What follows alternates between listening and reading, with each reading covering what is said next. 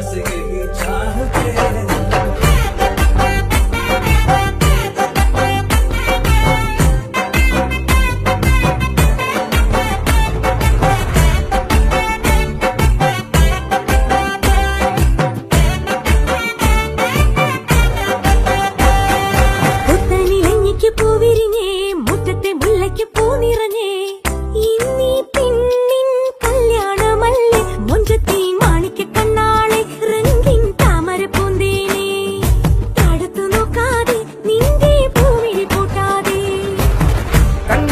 കവിളിലെ മാതളപ്പൂ ചോദിക്കാൻ മൈലാഞ്ചി തൊപ്പിൽ നിന്ന മാരൻ വന്നു തേനാടേ.